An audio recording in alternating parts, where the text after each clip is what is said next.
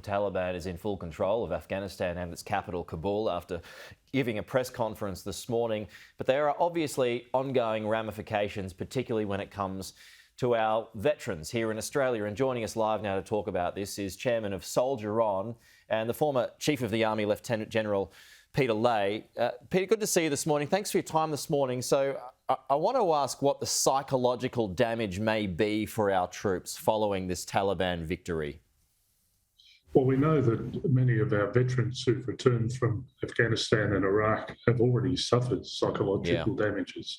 We know that there's incidents of PTSD. We know that the incidence of suicide is far too high.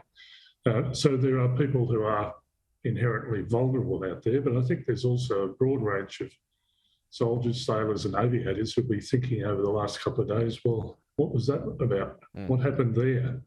I get a sense of loss for what might have been in Afghanistan, a sense of loss for those who have been killed, those who have been wounded, those who have been psychologically damaged. And I think, and I've spoken to a few, and I know that at the Soldier On, they're talking to quite a few people who say, well, what's going on here? And for those who are a bit bothered by what's going on, who are wondering, can I say to you, don't do anything rash, don't do anything stupid.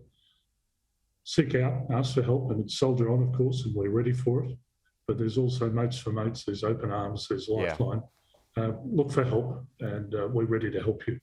And it's fair enough, isn't it, Peter, that they would think that? I mean, there's nothing wrong in those thoughts. Nothing wrong at all.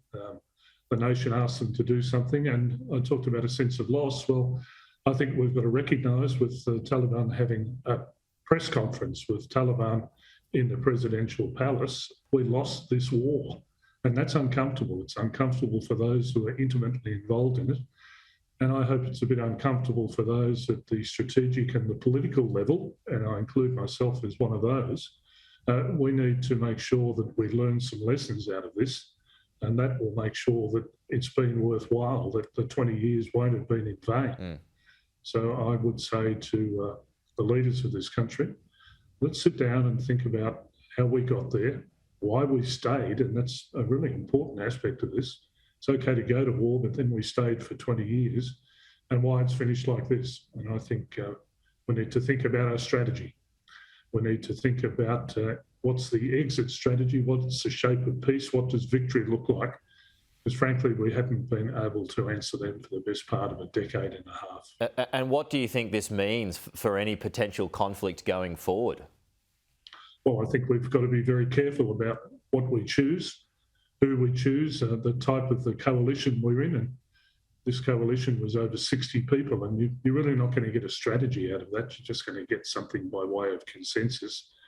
So I think we have to be very deliberate. I'd also say I think we've got to be more focused on our region than far away places such as the Middle East. And we also need to make sure that we have thought about it very carefully. I'd like to see the greater involvement of the Parliament in decisions to go to war. And I'd also like to see a very regular consideration while we're at war of the Parliament and the Australian people. Do you think, Peter, that this will be a blow for the Defence Force to attract new members? No, I don't think so. I think people know that the Defence Force is a good career. I always feel a sense of, well, that's good when I look at the Army's advertisement, challenge yourself. People have served the nation, and those 39,000 who served in Iraq and Afghanistan overseas, they've done the right thing. They've been professional, they've been courageous, they've been brave. We just now make sure that at the political and strategic level, we've pointed them in the right direction. And what do you think, casting your eyes to the US now, what do you think this collapse has done to the credibility of the American military machine? I think it's damaged it. And I often think of who would ask us in the future to come and support them. Because if you look back at the record, and the American military machine, and Australia's been part of the alliance in Vietnam, been part of the alliance in Afghanistan. Iraq wasn't much better either. So I think we've got to make sure at all levels, particularly at the political and strategic level, we pick the right thing, and we are very careful and very deliberate about the decisions we make, because I've said on many times before that I don't think we've had a strategy in Afghanistan, and also say that it's been a set and forget strategy. I think we were right when we went there for the first go around in October of 2001. Then we went off to Iraq and we were distracted by that. Iraq turned sour, and as the politicians were looking around 2005 and 2006 at a change of governments across, certainly here in Australia and in the United States, we saw that Iraq was the bad war. We went back to Afghanistan and really didn't have a strategy. And we fell into this role of nation building. Yeah. And, well, it never really happened. And, well, the nation's been built, and let's see what's happened now with the Taliban. These blokes have got form, so we need to be careful about what we do and how we recognise them. But let's hope right now that we can get the evacuation forces in and get people out. Okay, and that was going to be my last question, Peter. Should more have been done and faster to secure those who helped us?